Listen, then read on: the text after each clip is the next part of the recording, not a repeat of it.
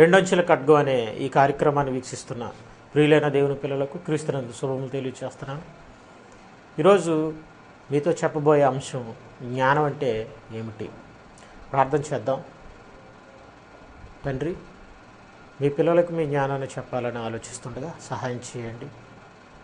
వినబోయే మీ పిల్లలు చెప్పబోయే మీ మాటల్ని విని గ్రహించగలుగుటకు మీ పిల్లలకు వివేకాన్ని ప్రసాదించండి. మీ ప్రియకుమారుడును మా రక్షకుడినైన యేసుక్రీస్తు ప్రభువారి పేరట ఈ ప్రార్థన సమర్పించి వేడుకుంటున్నాం తండ్రి, ఆమేన్. ప్రియులారా, జ్ఞానం అంటే ఏమిటి? జ్ఞానం అనగానే లోకజ్ఞానం ఉంది, దైవజ్ఞానం ఉంది. లోకజ్ఞానం ఏంటని మనం ఆలోచిస్తే, మనిషి ప్రకృతిని పరిశీలించి వాటిని అధ్యయనం చేసి రాసుకున్న శాస్త్రాలు, పాఠ్యపుస్తకాలు ఇవన్నీ లోకజ్ఞానంగా చెప్పచ్చు. అయితే దైవజ్ఞానం, మన చేతుల్లో ఉన్న బైబిలు దైవజ్ఞానం. జ్ఞానం అనగానే ముఖ్యంగా ఏ మనిషి అయినా దేన్నైనా సాధించినప్పుడు, అతను గొప్పవాడిగా కనిపిస్తున్నప్పుడు సమాజంలో అతను జ్ఞానని చెబుతుంటుంటారు. మనిషి నాడు ఎన్నిటినో కనిపెట్టాడు, వాళ్ళ జీవితంలో వాడుకోవడానికి ఉపయోగిస్తున్నాడు. కాబట్టి ఇవన్నీ జ్ఞానం అని మనిషి చెప్పుకుంటున్నాడు. నిజంగా వాటన్నిటి వలన మనిషికి వచ్చే లాభం ఏంటని మనం ఆలోచిస్తే, వాటన్నిటి పర్యవసానం ఈ ప్రకృతి వినాశనం వైపు పయనిస్తుంది.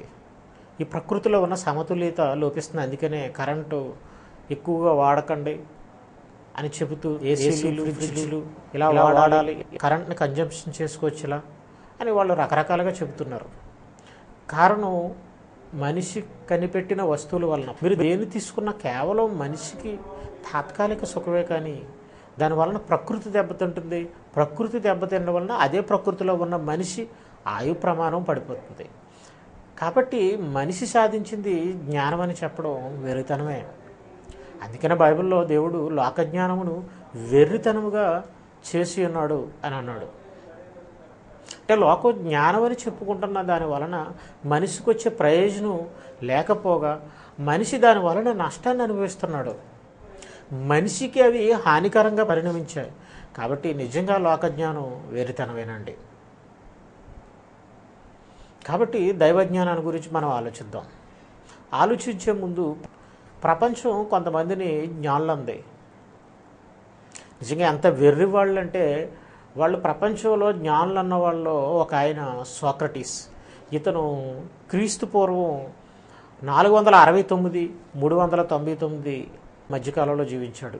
అతని పేరు సోక్రటీస్. సోక్రటీసు 469, 399 ఆ మధ్యకాలంలో జీవించాడు. ఇతని శిష్యుడు ప్లేటో శిష్యుడు అరిస్టాటిల్ జీవ పరిణామ సిద్ధాంత పితామహుడుగా మరి శాస్త్రం అతన్ని కీర్తిస్తుంది. సోక్రటీసు ప్లేటోకి గురువు, ప్లేటో అరిస్టాటిల్కు గురువు. అంటే సోక్రటీసు శాస్త్ర ప్రపంచ విషయాల్లో మనం ఆలోచిస్తే చాలా గొప్పవాడని చెప్పచ్చు. అయితే ఇతను మహాజ్ఞానని, క్రీస్తు పూర్వం బ్రతికిన జ్ఞానంలో ఇతను మహాజ్ఞానని, ఇతని గురించి ఒక ఆర్టికల్ ఒకసారి పేపర్లో పడ్డది. ఆ పేపర్లో వాళ్ళు ఏమని ప్రచురించారంటే, సోక్రటీసు మహాజ్ఞానని, ఏథెన్స్ శాస్త్రవేత్తని, ఈ మహాజ్ఞాని తన జీవితాన్ని అనేక ప్రశ్నలు అడిగాడని, ఈ మహాజ్ఞానికి అనేక ప్రశ్నలు వచ్చాయని. ముఖ్యంగా అందులో మొదటి ప్రశ్న ఏంటంటే, జ్ఞానం అంటే ఏంటి, స్నేహం అంటే ఏంటి, ప్రేమ అంటే ఏంటి, అలాగే నిజాయితీ అంటే ఏంటి, నీతి అంటే ఏంటి, సౌందర్యం అంటే ఏంటి, న్యాయం అంటే ఏంటి, ధర్మం అంటే ఏంటి, సత్యం అంటే ఏంటి అనే ఇలాంటి అనేక ప్రశ్నలు అతనికి వచ్చాయట. అయితే వీటన్నిటికీ అతను సమాధానం తెలుసుకున్నాడా అని అంటే, అతనికి సమాధానాలు తెలియలేదటండి. అవసరం లేదు. ఎందుకంటే ప్రశ్నించడమే అతను జ్ఞానం అని అనుకున్నాడట. అంటే సోక్రటీస్కి జీవితంలో అనేక ప్రశ్నలు వచ్చాయి. జ్ఞానం అంటే ఏంటనే ప్రశ్న వచ్చిందట, కానీ దానికి సమాధానం దొరకలేదట. కానీ అలా ప్రశ్నించడమే జ్ఞానం అని సోక్రటీస్ తెలుసుకున్నాడని చెప్తున్నారు. నిజంగా ప్రశ్నించడమే జ్ఞానం అనుకుంటే అది ఎంత పొరపాటు మీరు ఆలోచించండి. ఏదైనా ఒక సమస్య నుండి బయటపడడానికి మనకి జ్ఞానం అవసరం. దేన్నైనా సాధించడానికి జ్ఞానం అవసరం. దాన్ని జ్ఞానం అంటారు మానవ ఆలోచనలతో మనం ఆలోచిస్తే. అయితే ఇతను ప్రశ్నించడమే జ్ఞానం అంటున్నాడు. అర్థం కాని సంగతిని అర్థం చేసుకోవడానికి ప్రశ్నలు వేసుకోవాలి. అలా ప్రశ్నలు వేసుకుంటే దాన్ని మనం అర్థం చేసుకుంటే అది జ్ఞానం అవుతుంది, కానీ ప్రశ్నించడమే జ్ఞానం అవ్వదు. అంటే ఇతని ఉద్దేశం ఏంటంటే ప్రశ్నలోంచి మరొక ప్రశ్న వస్తుంది కదా అని మరి ఇతని శిష్యులు లాంటి వాళ్ళు ప్రశ్నించవచ్చు. అయితే ప్రశ్నలోంచి ఎన్ని ప్రశ్నలు వచ్చినా ఆ ప్రశ్నలకు కూడా సమాధానం తెలుసుకోవాలి. చివరికి ప్రశ్నే సమాధానం అనుకుంటే పొరపాటండి. చివరికి సమాధానం ఉంటుంది ప్రతి ప్రశ్నకి. ఇలా ప్రతి ప్రశ్నకు మూలానికి వెళ్ళిపోతే దేవుడే మనకి కనిపిస్తాడండి. దేవుడి దగ్గరికి వెళ్ళిపోతే మనకు అన్ని ప్రశ్నలకి సమాధానం దొరుకుతుందండి. కానీ ఇతను ప్రశ్నించడమే సమాధానం అనుకున్నాడు. ప్రశ్నించడం సమాధానం కాదు. ప్రశ్నించుకుని వాస్తవాన్ని గ్రహించడం, ఆ విషయానికి సంబంధించిన పరిజ్ఞానాన్ని సంపాదించడం జ్ఞానం అని మనం చెప్పచ్చు. అయితే మరి కొంతమంది జ్ఞానం అనగానే సులభంగా అర్థం కాదు, జ్ఞానం అనగానే కష్టంగా ఉండేది అని కొంతమంది చెప్పడం నేను విన్నాను. అయితే అది కూడా తప్పే ప్రియమైన వాళ్ళారా. జ్ఞానం అనేది పూర్తిగా అది కష్టమైంది అని చెప్పడం సమంజసం కాదు. ఎందుకంటే లోకజ్ఞానంలో కానీ దైవజ్ఞానంలో కానీ, లోకజ్ఞానంలో సులువైన విషయాలు ఉన్నాయి, కష్టమైన విషయాలు ఉన్నాయి. లోకజ్ఞానంలో తెలుగు సబ్జెక్ట్ చాలా సులువు. అదే ఇంగ్లీష్ కానివ్వండి, సైన్స్ కానివ్వండి, మ్యాథ్స్ కానివ్వండి కష్టం. ఎందుకంటే ఇంగ్లీష్ అయితే మన వాడుక భాష కాదు, తెలుగు అయితే మన వాడుక భాష కాబట్టి దాన్ని ఈజీగా మనం నేర్చుకోగలుగుతాం. అలాగే ఐన్స్టీన్ కనిపెట్టిన సూత్రం E=mc², అది అందరికీ అర్థం కాదు అని అంటారు. కొన్ని లెక్కలు అందరూ చేయలేరు. దీన్ని మనం ఆలోచిస్తే లోకజ్ఞానంలో సులువైన సంగతులు ఉన్నాయి, కష్టమైన సంగతులు ఉన్నాయి. మరి దైవజ్ఞానంలో కూడా సులువైన సంగతులు ఉన్నాయి, కష్టమైన సంగతులు ఉన్నాయి. ఒక మాట కనుక మనం ఈ సందర్భంలో ఆలోచిస్తే ప్రియులారా, అపోస్తులుడైన పేతురు గారు తను రాసిన 2వ పత్రికలో 3వ అధ్యాయం 15-16 వచనాల్లో ఆయన ఒక మాట అనడం మనం చూడగలం. మన ప్రియ సహోదరుడైన పౌలు కూడా వీటిని గురించి తన పత్రికలన్నింటిలో బోధించుచున్నాడు, మాట్లాడుచున్నాడు. అయితే వాటిలో కొన్ని సంగతులు గ్రహించుటకు కష్టమైనవి. పౌలు గారు వ్రాసే సంగతుల్లో కొన్ని సంగతులు కష్టమైనవి. దేవుడు ఆయనకు అనుగ్రహించిన జ్ఞానం చెప్పున ఆయన రాశాడని చెబుతూ ఆయన రాసిన సంగతుల్లో కొన్ని సంగతులు కష్టమైనవి గ్రహించడానికి అన్నాడు. అంటే కొన్ని సంగతులే కష్టమైనవి, అన్ని సంగతులు కష్టమైనవి కాదు. కొన్ని సంగతులు సులువైనవి, కొన్ని సంగతులు కష్టమైనవి. అంటే దైవజ్ఞానంలో కూడా కొన్ని సంగతులు సులువైనవి ఉన్నాయి, కొన్ని సంగతులు కష్టమైనవి ఉన్నాయి. కాబట్టి జ్ఞానం అనగానే కష్టమైంది అని చెప్పడం కూడా పూర్తిగా సమంజసం కాదు. కాబట్టి ప్రియమైన వాళ్ళారా, అసలు బైబిల్లో జ్ఞానం అంటే ఏంటని చెబుతుంది బైబిల్ అని మనం ఆలోచిస్తే, కీర్తన గ్రంథం 111వ కీర్తన 10వ వచనం కనుక మనం చూస్తే అక్కడ ఒక మంచి మాట ఉందండి. యెహోవా యందలి భయము జ్ఞానమునకు మూలము. యెహోవా యందలి భయం అంటే దేవుడంటే భయపడ్డమే జ్ఞానానికి మూలం. దేవుడంటే భయపడని వాడు జ్ఞాని కాదు. మనిషి ఎన్నో సాధించవచ్చండి, కానీ దేవుడంటే భయపడ్డండి, దేవుడు నమ్మడండి, కానీ వాడు జ్ఞాని అంటారా? జ్ఞాని కాదండి.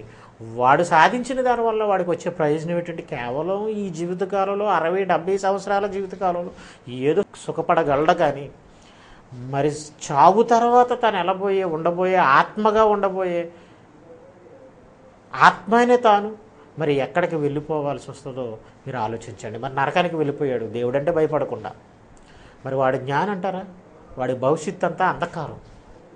కాబట్టి ఈ జీవితాన్ని ముగించుకుని పరలోకానికి వెళ్ళేవాడే జ్ఞాని. బుద్ధిమంతుడైతే కిందనున్న పాతాళాన్ని తప్పించుకున్న వాళ్ళని పైకి పోయే పరలోకాన్ని గురించి ఆలోచిస్తాడని బైబిల్ చెప్తుంది. నిజంగా పరలోకానికి వెళ్ళాలని, పాతాళాన్ని తప్పించుకుని పరలోకానికి వెళ్ళాలని ఆలోచించేవాడే జ్ఞానం. వాడే బుద్ధిమంతుడు. వాడు ముందుగా ఎవరికి భయపడతాడో దేవుడికి భయపడాలి ఖచ్చితంగా. అంటే దేవుడికి భయపడే వాడే జ్ఞాని. దేవునికి భయపడి పాతాళాన్ని తప్పించుకుని పరలోకానికి వెళ్ళాలని ఆలోచించేవాడే జ్ఞాని. అందుకనే ఆ పరిస్థితి మనకు కావాలని అంటే ముందు దేవుడు అంటే భయపడాలి. అదే చెప్తున్నాడు, యెహోవా యందలి భయము జ్ఞానమునకు మూలము. అసలు జ్ఞానం అంటూ కలగాలంటే ప్రారంభం ఏంటో తెలుసండి, దేవుడంటే భయపడాలి. చదువు మనకు రావాలంటే ప్రారంభం అచ్చులు నేర్చుకోవాలి. ఏబిసిడీలు నేర్చుకోవాలి, ఇంగ్లీష్ రావాలని అంటే, తెలుగు రావాలంటే ఆలు నేర్చుకోవాలి. అప్పుడు చదువుకు ప్రారంభం, చదువు వస్తుంది. అలాగే దేవుడంటే భయపడ్డావా? దేవుడంటే భయం ఉందా నీకు? అయితే జ్ఞానం సంపాదించగలవు. దేవుడంటే నువ్వు నిజంగా భయపడితే జ్ఞానాన్ని సాధించడానికి అవకాశం ఉంటుంది. ఎందుకంటే జ్ఞానం అనేది దేవుడిస్తే వచ్చేది. యాకోబు రాసిన పత్రిక 1వ అధ్యాయం 5-6 వచనాలు చూస్తే, మీలో ఎవరికైనా జ్ఞానం కొద్దుగా ఉన్న యెడల అతడు దేవుణ్ణి అడగవలెను, అప్పుడు అది అతనికి అనుగ్రహింపబడును. అంటే జ్ఞానం అనేది దేవుడు ఇస్తేనే వచ్చేది. అంటే మరో లోకానికి వెళ్ళాలని ఆలోచించేవాడే జ్ఞాని.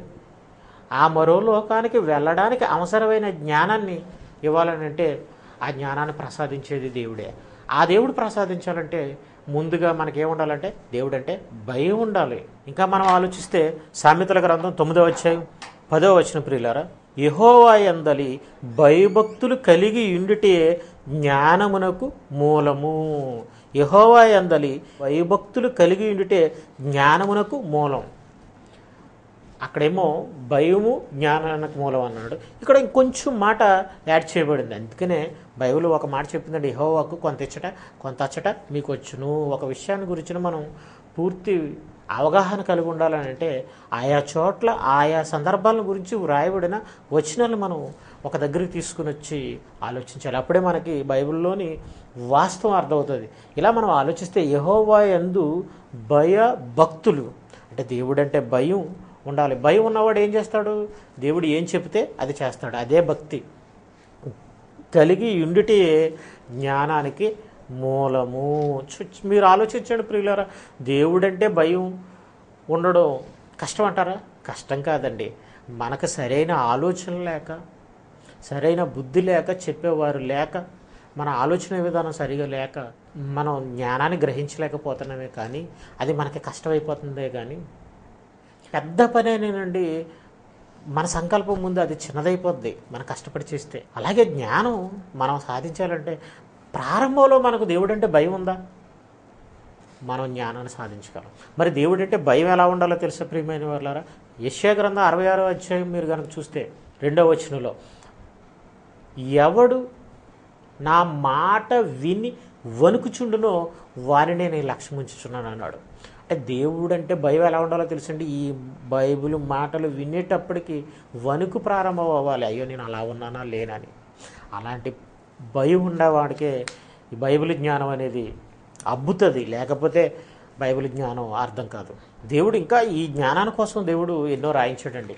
మనిషి సాధించిన వాటిని గురించే చెప్పుకుంటూ మనిషి ఎంత సాధించాడు, మనిషి చాలా జ్ఞానవంతుడు అన్నారు. ఈ శాస్త్రవేత్తల్ని ప్రపంచం స్కాలర్స్ అంటే జ్ఞానులు అని చెప్పారు. నిజంగా వాళ్ళు సాధించిన వాటి వలన ఈనాడు మనిషికి నష్టమే కానీ లాభమేమీ లేదు ప్రియులరా.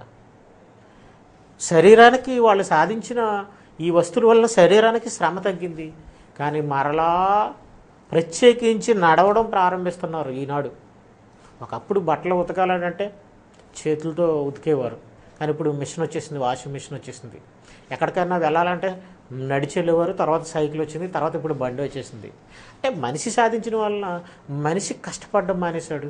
కష్టపడడం మానేయడం వలన లేనిపోయిన జబ్బులు, దీర్ఘకాలిక వ్యాధులు వస్తున్నాయి.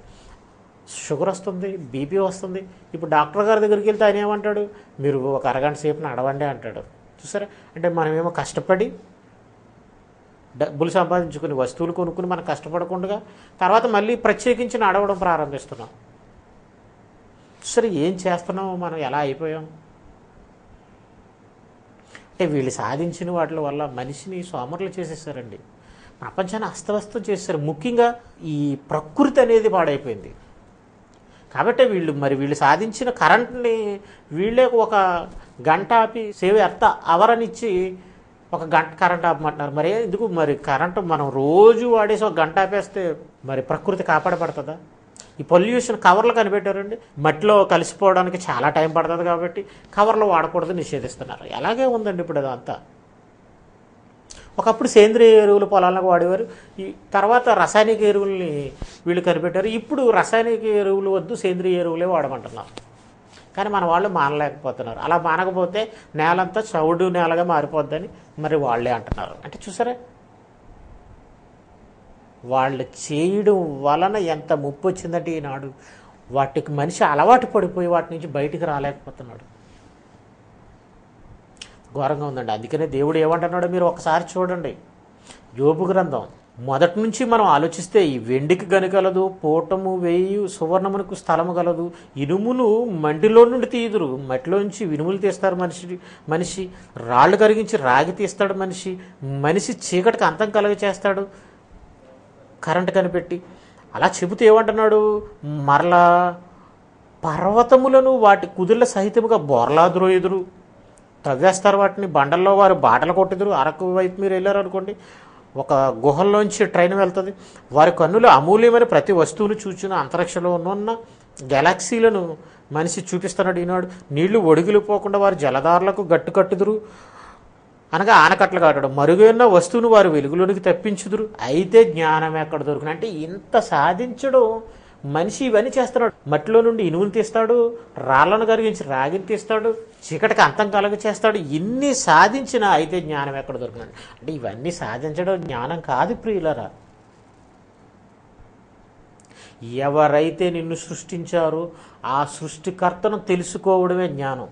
నీ తల్లిదండ్రులు ఎవరో నీకు తెలియకపోతే నీ జీవితం అగమ్య గోచరం, నీకు అడ్రస్ లేనోడు అయిపోతావు.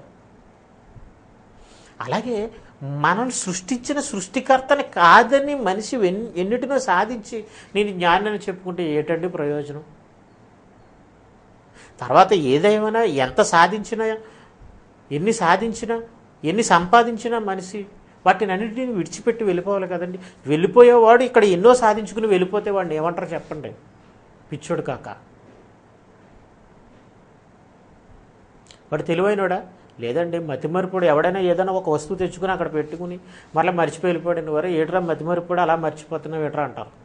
అలా వదిలేసి వెళ్ళిపోయే దానికోసం మనిషి కష్టపడి వదిలేసి వెళ్ళిపోతున్నట్టు ఎంత అజ్ఞానం మీరు ఆలోచించండి. అలాగే ఒక ధనవంతుడు సంపాదించేసుకున్నాడండి, నా ప్రాణమా తినుము త్రాగుము, అనేక సంవత్సరాలకు సరిపడే ధనం ఉంది అని అతను చెప్పుకుంటుంటే తన ప్రాణంతో దేవుడు అన్నాడు, వెర్రివాడ ఈ రాత్రి నీ ప్రాణం అడుగుచున్నారు, నీవు సంపాదించినవి ఎవరు వగును అని అన్నాడు. అంటే నువ్వు సంపాదించావు కానీ ఈరోజు నువ్వు చనిపోతే నువ్వు సంపాదించినవి ఎవరు అవుతావు. కాబట్టి నువ్వు సంపాదించిన సంపాదన చూసి ఆనందపడిపోతావు ఏంటి? సంపాదించానని. కాబట్టి నువ్వు వెర్రివాడు, ఏది సంపాదించాలి? భూమి మీద మనం పుట్టింది ఎందుకో తెలుసండి, ఈ భూమి మీద ఏదో సాధించడానికి సంపాదించడానికి కదండి. ఈ భూమి మీద నుండి పరలోకానికి వెళ్ళడానికి, పరలోకాన్ని సాధించడానికి మనం పుట్టాం. ఈ భూమి మీద మనకుండే పని ఏంటో తెలుసండి, తండ్రి చిత్తాన్ని నెరవేర్చడు. కాబట్టి దేవుడంటే భయం, దేవుడంటే భక్తి, దేవుడంటే భయపడి దేవుడు ఏమేం చెప్పాడో వాటి ప్రకారంగా చేసేవాడే జ్ఞాని. ఇలా మీరు ఆలోచిస్తే ఈ యోబు గ్రంథాన్ని 15వ వచనంలో జ్ఞానం కోసం, అయితే జ్ఞానం ఎక్కడ దొరుకునాను అన్నాడు. అంటే 15వ వచనంలో ఏమన్నాడు, సువర్ణము దానికి సాటైంది కాదు, దాని విలువ కొరకై వెండి తోచరాదు, అది ఓఫిరు బంగారుమునకైనను విలువ గల గోమేదకమునకైనను నీలమునకైనను కొనబడింది కాదు, సువర్ణమైనను స్ఫటికమైనను దానితో సాటైన కావు, ప్రశస్తమైన బంగారు నగలకు ప్రతిగా అది ఇవ్వబడదు, పగడముల పేరు మృత్యువుల పేరు దాని ఎదుట ఎత్తనేకూడదు, జ్ఞాన సంపద్యం కెంపుల కన్నా కోరదగినది. కానీ మనమైతే ఏమంటాం, బంగారమే కావాలని ఆలోచిస్తాం కానీ జ్ఞానం కావాలని మనం ఆలోచించాం. కానీ రాసిన భక్తులు ప్రశస్తమైన బంగారం కంటే కోరదగింది అన్నాడు చెప్తున్నాడండి. ఇలా చెబుతూ 28వ వచనం దగ్గరికి వచ్చేటప్పటికి ఏమంటున్నాడు, మరియు యెహోవా యందలి, ఇంత చెప్పుతూనండి ఇవేమి విలువైన వస్తువులు, మనం విలువైన వస్తువులని చెప్పుకుంటున్నా, మనం సంపాదన అని చెప్పుకుంటున్న వాటి ముందు జ్ఞానం ముందు అసలు పేరే ఎత్తకూడదని చెప్తూ ఈ మాట చెప్తున్నాడు. అంటే ఈ మాట బంగారం కంటే, శుద్ధమైన సువర్ణం కంటే, కెంపుల కంటే, విలువైన గోమేదకం కంటే, అన్నిటికంటే శ్రేష్టమైనది ఈ ఒక్క మాట. ఒక్కసారి మీరు మీ కళ్ళతో చూడండి. యోబు గ్రంథం 28వ అధ్యాయం 28వ వచనం, మరియు యెహోవా యందలి భయభక్తులే జ్ఞానమనియు, యెహోవా యందలి భయభక్తులే జ్ఞానమనియు, దుష్టత్వము విడిచిటయే వివేకమనియు ఆయన నరులకు సెలవిచ్చెను. యెహోవా యందలి భయభక్తులే జ్ఞానమనియు, దుష్టత్వము విడిచిటయే వివేకమనియు ఆయన నరులకు సెలవిచ్చును. ఎవరో దేవుడు. అంటే జ్ఞానం అంటే ఏంటో అని సాక్రటీస్ని అడిగితే ఏమని చెప్తాడు, ప్రశ్నించడమే జ్ఞానం అంటాడు. కానీ దేవుడైతే ఏమంటున్నాడో తెలుసండి, అప్పుడప్పుడు సాక్షి పేపర్లో ఫ్యామిలీ ఎడిషన్లో ఏం చేస్తాడంటే కొటేషన్ వేస్తాడండి. ఏంటంటే వాళ్ళు జ్ఞానులు అనుకున్న వాళ్ళు ప్రపంచంలో ఎవరెవరు ఏమేమి చెప్పారో వాళ్ళు వేసిన కొటేషన్స్ వేస్తుంటారు, అవి విలువైనవని. అయితే దేవుడు ఏమంటాడో తెలుసండి, దేవుడు సెలవిచ్చాడట. మీరు దేవుడిని మహాప్రభు జ్ఞానం అంటే ఏంటో చెప్పండి, మరి ఇంత బంగారం కంటే కోరదగింది, సువర్ణం కంటే కోరదగింది అని మీరు అంటున్నారు కదా, జ్ఞానం ఎక్కడ దొరికినండి అంటూ. మరి అలాగైతే మాకు జ్ఞానం రాదా, మేము జ్ఞానులు కాలేమా, మరి మాకు జ్ఞానం ఎలా వస్తుంది, అసలు జ్ఞానం అంటే ఏంటని మీరు దేవుడిని అడిగితే ఆయన ఏమంటున్నాడు తెలుసండి, నరులకు సెలవిచ్చను మరియు యెహోవా యందలి భయభక్తులే జ్ఞానమనియు దుష్టత్వము విడిచుటయే వివేకమనియు ఆయన నరులకు సెలవిచ్చను. అంటే దేవుడు సెలవిచ్చేసాడండి ఆయన నోటితో. సెలవిచ్చాడంటే నువ్వేం చేయాలి, ఆ మాట పట్టేసుకోవాలి. కోటి వజ్రాల మూట మాట, కోటి వజ్రాల మూట కంటే గొప్పది ఆ మాట అని నువ్వు ఆ మాట తీసుకోవాలి. అంటే దేవుడు అంటే భయం ఉండాలి, దేవుడు అంటే భక్తి ఉండాలి, దుష్టత్వాన్ని విడిచిపెట్టాలి. అలా విడిచిపెట్టడమే వివేకమని, జ్ఞానమని దేవుడు సెలవు. నిజంగా దేవుడంటే భయపడకుండా ఏదంటే భయపడతారు మీరు ఆలోచించండి. జబ్బా, రోగమా, చావుకా భయపడి ఏదో సంపాదించి సాధించుకుని బ్రతుకుంటానని అనుకుంటావా? ఎంత సంపాదించినా చనిపోక తప్పదు. టాటా బిర్లాలో అయినా చనిపోక తప్పదండి, కోటేశ్వరుడైనా చనిపోక తప్పదు.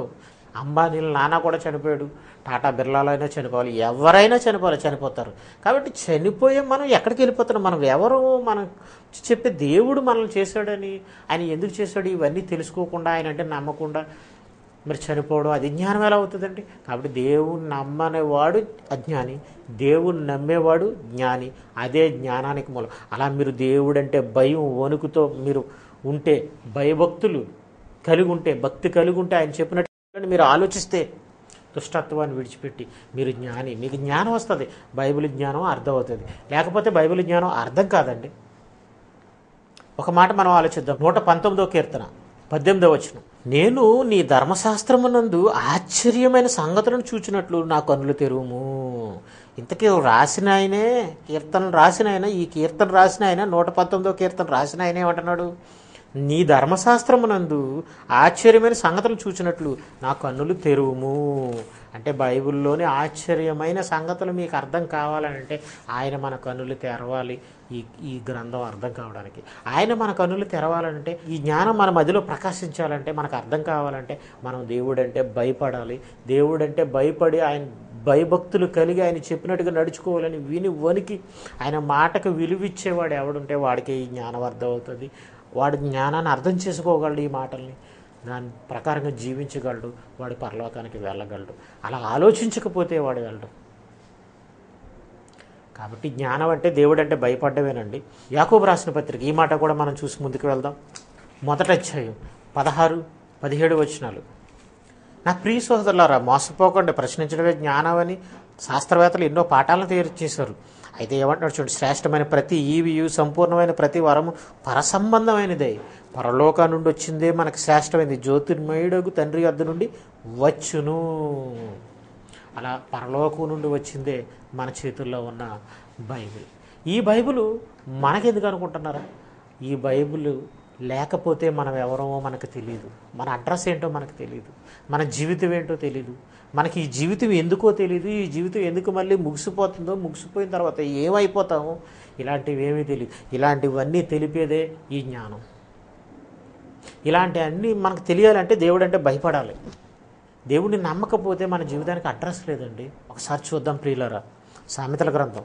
జ్ఞానం చాలా అవసరం ప్రియులారా. సామెతల గ్రంథం 24వ అధ్యాయం 14వ వచనం, నీ ఆత్మకు జ్ఞానము అట్టిదని తెలుసుకునుము, అది నీకు దొరికిన ఎడల ముందుకు నీకు మంచి గతి కలుగును. 13వ వచనం కూడా చూస్తే ప్రియులారా, నా కుమారుడా తేనె త్రాగుము, అది రుచిగలదు కదా, తేనె పట్టు తినుము, అది నీ నాలుక తీపి కదా. మనం తిండి తింటామండి, మనకు నచ్చిన తిండి తింటాం, కష్టపడి సంపాదించిన డబ్బులతో కొనుక్కుని. అయితే నీ ఆత్మకు జ్ఞానం అట్టిదని తెలుసుకునుము. నీ శరీరానికి తిండి ఎంత అవసరమో నీ ఆత్మకు కూడా బైబిల్ జ్ఞానం అంత అవసరం. అది నీకు దొరికిన ఏళ్ళ ముందుకు నీకు మంచి గతి కలుగును. ముందుకంటే నువ్వు పరలోకం వెళ్ళగలుగుతావు, నీ ఆశ భంగం కానేరదు. నువ్వు పరలోకం వెళ్ళాలనుకునే ఆశ భంగం కానేరకుండా ఉండాలంటే నువ్వు తిండి కోసం ఎంత ప్రయాసపడి, ఎంత కష్టపడి నీ శ్రమను వెచ్చిస్తున్నావో శరీరానికి కావలసిన ఆహార పదార్థాలు తినడానికి. అలాగే నీ ఆత్మకు జ్ఞానం అట్టిదని తెలుసుకుని నువ్వేం చేయాలో తెలుసా? ఈ ఆత్మ కోసం కూడా నువ్వు ఆలోచించాలి. అవసరమైతే నీ సంపాదన అంతా ఇచ్చి జ్ఞానాన్ని సంపాదించుకోమన్నాడు దేవుడు, బైబిల్ జ్ఞానాన్ని అర్థం చేసుకోవడానికి. కాబట్టి దేవుడు అంటే భయపడడమే జ్ఞానం. సోక్రటీస్ చెప్పిన ప్రశ్నించడమే జ్ఞానం అనేది తప్పు, అది అసంపూర్ణమైంది. ఇంకా ఏ విషయాన్ని గురించి సంపూర్ణంగా గ్రహించలేని వాడు చెప్పే అసంపూర్ణమైన మాటే ప్రశ్నించడమే జ్ఞానం అనే మాట. కాబట్టి అది అబద్ధం. ఏ విషయాన్నైనా చెప్పగలిగేది బైబిల్, దాని గురించిన సంపూర్ణ జ్ఞానాన్ని చెప్పగలిగేది బైబిల్, దేవుడు. కాబట్టి దేవుడు అంటే భయం భక్తి కలిగి ఉండడమే జ్ఞానం, జ్ఞానానికి మూలం. కాబట్టి ప్రియమైన వాళ్ళారా, జ్ఞానం అంటే ఏంటో మీకు అర్థమైంది అనుకుంటాను. దేవుడంటే భయపడండి, భయభక్తులు కలిగి ఉండండి, దుష్టత్వాన్ని విడిచిపెట్టండి, అదే జ్ఞానం అని దేవుడు సెలవిచ్చాడు. అలా మీరు ఆలోచిస్తే భవిష్యత్తులో ఈ జ్ఞానాన్ని గురించి అనేక ఎపిసోడ్స్లో మీరు వినబోతున్నారు. విందాం. అయితే ప్రార్థన చేసుకుని ముగిద్దాం, సెలవు తీసుకుందాం. తండ్రి, మీ పిల్లలకు మీ జ్ఞానాన్ని చెప్పాను తండ్రి. మీ జ్ఞానం అంటే ఏంటనే విషయాన్ని మీ జ్ఞానం నుండి చెప్పాను తండ్రి. లోక జ్ఞానాన్ని గురించి ఆలోచించే మీ పిల్లలు, తమ సంపదనంతా ఖర్చు చేసే మీ పిల్లలు నాయన, దైవ జ్ఞానానికి ఎలాంటి విలువ ఇవ్వాలో అలాంటి విలువని ఇవ్వక, ఈ జ్ఞానాన్ని సాధించక నాయన ఏదో లోక వ్యామోహాల్లో జీవితాన్ని ముగించేస్తున్నారు తండ్రి, ముగించి నాశనానికి వెళ్ళిపోతున్నారు తండ్రి. అలా కాకుండా మీ యందు భయభక్తులు కలిగి జ్ఞానాన్ని సంపాదించి జ్ఞానిగా ఈ లోకంలో కిందనున్న పాతాళాన్ని తప్పించుకుని పైనున్న పరలోకానికి వచ్చే బ్రతుకు, ఈ బ్రతుకాలలో బ్రతకగలిగే జ్ఞానాన్ని మీ పిల్లలకు అర్థం కావడానికి సహాయం చేయండి, ప్రసాదించండి. వెతికే మనసు మీ పిల్లలకు దయచేయండి. మీ ప్రియకుమారుడును మా రక్షకుడినైన యేసుక్రీస్తు ప్రభువారి పేరటి ప్రార్థన సమర్పించి వేడుకుంటున్నాం తండ్రి. ఆమేన్.